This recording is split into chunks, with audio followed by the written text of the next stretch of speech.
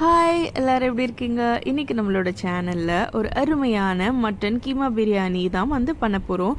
அந்த கீமா பிரியாணிக்கு தேவையான எல்லா ஐட்டம்ஸையும் நான் ப்ரிப்ரேஷன் பண்ணி வச்சுட்டேன். வாங்க பார்க்கலாம். இந்த மட்டன் கீமா பிரியாணிக்கு நான் சீரக சம்பா ரைஸ் 2 டம்ளர் எடுத்துக்கிட்டேன். கொத்துக்கறி 1/2 kg எடுத்துக்கிட்டேன். 2 spoon garam masala and 3 spoon மல்லி பவுடர், அதுக்கப்புறம் மிளகாத்தூள் 1 ஸ்பூன், 1/2 கப் கர்ட் நல்லா அடித்து வச்சுருக்கேன். நெக்ஸ்ட்டு பெரிய வெங்காயம், சின்ன வெங்காயம், தக்காளி, பச்சை மிளகா, இஞ்சி பூண்டு பேஸ்ட், லெமன், கொத்தமல்லி, கருவேப்பிலை ஒரு கைப்பிடி ரெடி பண்ணி கட் பண்ணி வச்சுருக்கேன். இன்றைக்கி நான் யூஸ் பண்ண போகிறது கடலை எண்ணெய், அப்புறம் கொஞ்சம் நெய். இது எல்லாமே நம்ம செய்கிறதுக்கு வர்றதுக்கு முன்னாடி ப்ரிப்ரேஷன் பண்ணிவிட்டு நம்ம கிச்சனுக்குள்ளே வந்தோன்னா கடகடன்னு வேலை முடிஞ்சிடும்.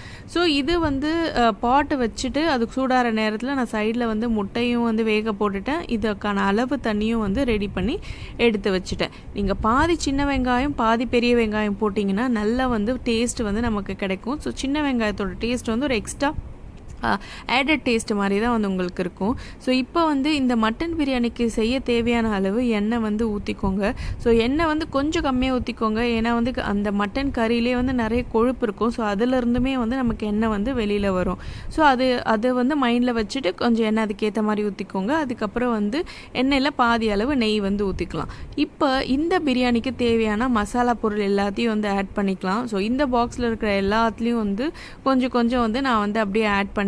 பிரியாணி இலை, கிராம்பு, அதுக்கப்புறம் கடல் பாசி, அன்னாச்சி பூ, பட்டை, ஏலக்காய், நான் கொஞ்சம் சோம்புமே இன்றைக்கி ஆட் பண்ணிக்கிட்டேன். ஸோ இது எல்லாத்தையும் எண்ணெயில் போடுங்க. நல்லா கொஞ்சம் ஃப்ரை ஆகி வரும்போது நம்ம வெங்காயத்தை ஆட் பண்ணிக்கலாம்.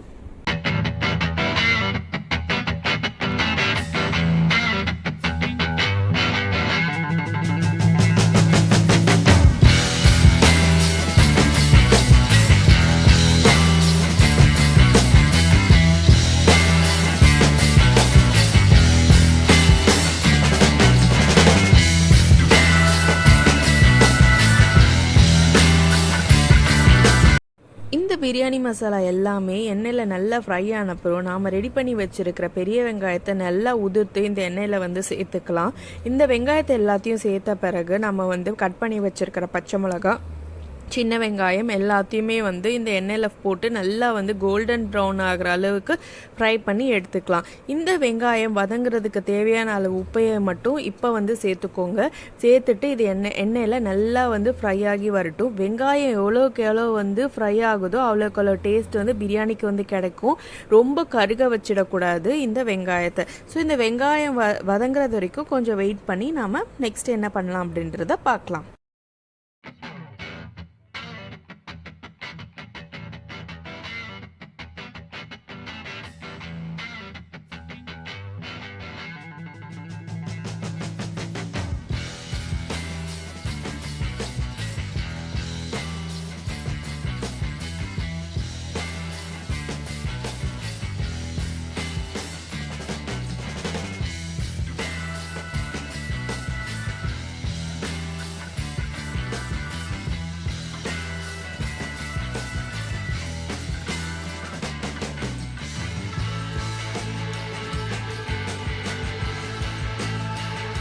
இப்போ பார்த்தீங்கன்னா அந்த வெங்காயம் எண்ணெயில் நல்லா ஃப்ரை ஆகி வந்துருச்சு. இந்த சமயத்தில் நாம் கட் பண்ணி வச்சுருக்கிற தக்காளி இதில் சேர்த்துக்கலாம்.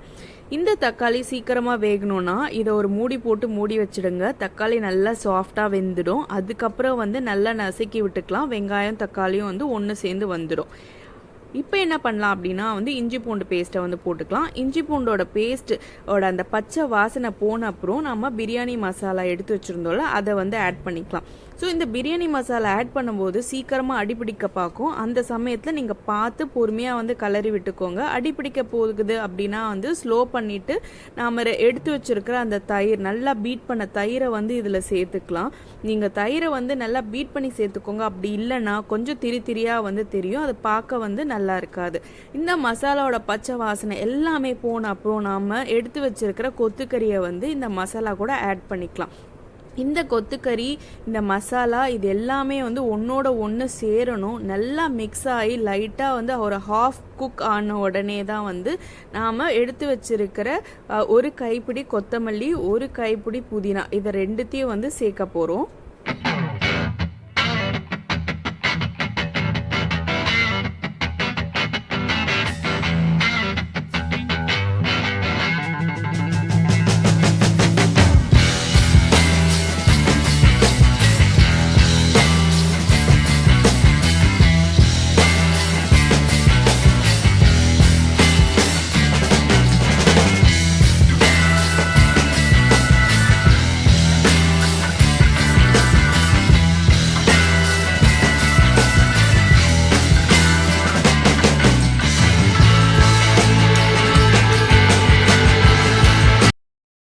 இப்போ மசாலா நல்லா வெந்து வந்துருச்சு, கொத்துக்கறியும் வந்து நல்லா வெந்துருச்சு. கையில் நசுக்கி பார்த்தீங்க அப்படின்னா வந்து மட்டன் நல்லா வெந்திருக்கும். இப்போ வந்து இதுக்கு நாம் ரெடி பண்ணி வச்சுருக்கிற அளவு தண்ணி சூடு பண்ணி வச்சுருக்கோம்ல, அந்த அளவு தண்ணியை ஆட் பண்ணி நல்லா கொதி வந்தப்புறம் அரிசியை வந்து ஆட் பண்ணிக்கலாம். இது கொதி வர சமயத்தில் நான் சைடில் வந்து என்ன பண்ணேன் அப்படின்னா வந்து முந்திரியை வறுத்து போட்டால் இன்னும் ஒரு எக்ஸ்ட்ரா ஃப்ளேவர்டாக இருக்கும் அப்படின்றதுனால முந்திரிக்கு வறுக்கிறதுக்கு தேவையான அளவு நெய் ஊற்றி முந்திரியை நல்லா ஃப்ரை பண்ணி வச்சுக்கிட்டேன். அதுக்கப்புறம் இது ஃப்ரை பண்ணி முடிகிற சமயத்தில் எனக்கு தண்ணியும் வந்து நல்லா கொதி வந்துருச்சு. ஸோ நான் எடுத்து வச்சிருக்கிற ரைஸை ஆட் பண்ணி அந்த ரைஸும் தண்ணியும் சம அளவு வரும்போது ஸ்லோ ஃப்ளேமில் வச்சு ஒரு தோசைக்கல்லை வந்து சூடு பண்ணி அதுக்கு மேலே அந்த பிரியாணி பாட்டு வந்து ப்ளேஸ் பண்ணிவிட்டு அதுக்கும் மேலே வந்து வெயிட் வச்சு நான் வந்து ஒரு 20 மினிட்ஸ் வந்து இது தம் போட்டுட்டேன். நான் வந்து லெமன் ஜூஸுமே இதில் வந்து லாஸ்ட்டாக ஆட் பண்ணிக்கிட்டேன். அதுக்கு மேலே மீதி இருக்கிற கொத்தமல்லி அண்ட் புதினா ஆட் பண்ணி இந்த முந்திரியும் போட்டு நல்லா க்ளோஸ் பண்ணி தம்முக்கு வந்து ரெடி பண்ணிட்டேன். 20 மினிட்ஸ் தம்மில் இருந்தால் போதும். அண்ட் ஆஃப்டர் 20 மினிட்ஸ் நீங்கள் வந்து ஸ்டவ் ஆஃப் பண்ணிவிட்டு நெக்ஸ்ட் 20 மினிட்ஸ் வந்து அப்படியே வந்து ரெஸ்ட் விட்டுருங்க. அதுக்கப்புறம் நீங்கள் ஓப்பன் பண்ணிங்க அப்படின்னா வந்து பிரியாணி உடையாமல் கிடைக்கும். அண்ட் நீங்கள் வந்து இந்த பிரியாணி கலரும் போது சைட்லேருந்து எடுத்து விட்டு கலர்னிங்க அப்படின்னா வந்து நல்ல உதிரியாக வந்து நமக்கு வந்து பிரியாணி இருக்கும். ஸோ இந்த ரெசிபி உங்களுக்கு கண்டிப்பாக பிடிக்கும் அப்படின்னு வந்து நம்புகிறேன். நீங்கள் ட்ரை பண்ணிங்க அப்படின்னா மறக்காமல் கமெண்ட் செக்ஷனில் போஸ்ட் பண்ண மறந்துடாதீங்க.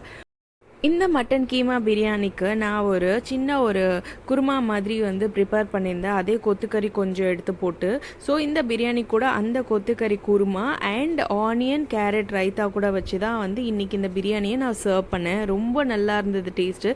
மறக்காமல் நீங்களும் ட்ரை பண்ணி பார்த்துட்டு சொல்லுங்கள். இன்னும் நம்ம சேனலை சப்ஸ்கிரைப் பண்ணாமல் பார்த்துட்ருக்கீங்க அப்படின்னா சப்ஸ்கிரைப் பண்ணிவிட்டு சப்போர்ட் பண்ணுங்கள்.